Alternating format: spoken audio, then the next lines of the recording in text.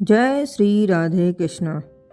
आइए आज सुनते हैं भगवान सूर्य नारायण की कथा। प्राचीन काल में एक गांव में एक बूढ़ी दादी रहती थी। हर रविवार वह तड़के सुबह उठकर अपने दिन की शुरुआत करती। कुएं से स्नान करके वह खुद को पवित्र बनाती। फिर वह घर लौटकर अपने आंगन की सफाई के लिए तैयार होती। दादी गोबर लाकर आंगन को लीपती ताकि घर शुद्ध और पवित्र बना रहे। उसी पवित्र आंगन में वह भगवान सूर्य की पूजा करती। फिर मिट्टी के चूल्हे पर सादा भोजन बनाती। भोग लगाकर विनम्रता से सूर्य देव का आशीर्वाद मांगती और भोग अर्पण करने के बाद ही स्वयं भोजन ग्रहण करती। सूर्य देव की कृपा से उसका जीवन शांत, सरल और संतोष से भरा था। धीरे धीरे उसके घर में धन और अनाज बढ़ने लगा। यह देखकर पड़ोसन के मन में ईर्ष्या की आग जलने लगी। वो दादी को हर दिन शक और जलन भरी निगाहों से देखती। दादी के पास गाय ना होने पर भी हर रविवार गोबर कहाँ से आता है, यही बात उसे खटकती। एक दिन उसने दादी को अपनी गाय का गोबर लेते हुए देख लिया और क्रोध में आकर उसने गाय को घर के अंदर बांध लिया ताकि दादी को गोबर न मिल सके। अगले रविवार दादी को आंगन लीपने के लिए गोबर नहीं मिला। वो बहुत दुखी हुई क्योंकि पूजा अधूरी रह गई। आंगन साफ न होने से वह खाना भी नहीं बना सकी। पूरे दिन वह भूखी प्यासी रही और सूर्यास्त होते ही थकी हुई खाली पेट सो गई। रात में सूर्यदेव ने दादी को स्वप्न में दर्शन दिए। उन्होंने पूछा, माता आज भोग क्यों नहीं लगाया?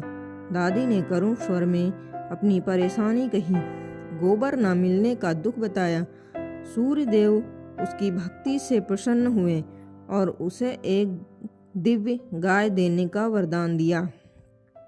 सुबह दादी ने देखा आंगन में एक सुंदर दिव्य गाय खड़ी थी। यह देखकर पड़ोसनियों और अधिक जलने लगे।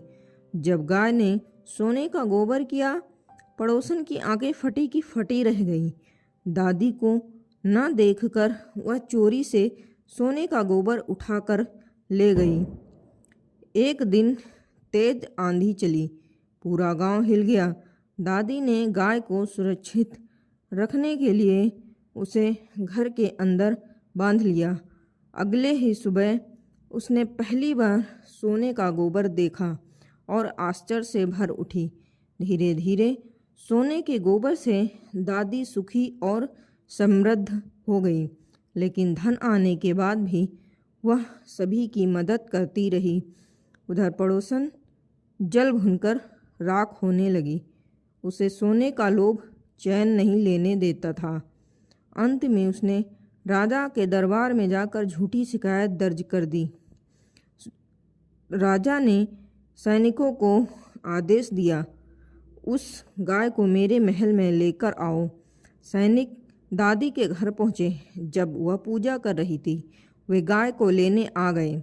दादी रोती रही, विनती करती रही, पर सैनिक गाय लेकर चले गए। राजा ने सोने के लालच में गाय को अपने कक्ष में बांध दिया और अगले ही दिन पूरा महल गोबर और बदबू से भर गया। क्रोधित राजा ने पड़ोसन को बुलाकर उसे दंडित किया। फिर दादी को बुलाकर क्षमा मांगी और सम्मानपूर्वक गाय लौटा दी। दादी ने राजा को रविवार व्रत की महिमा सुनाई और पूरे राज्य में इसकी घोषणा कर दी।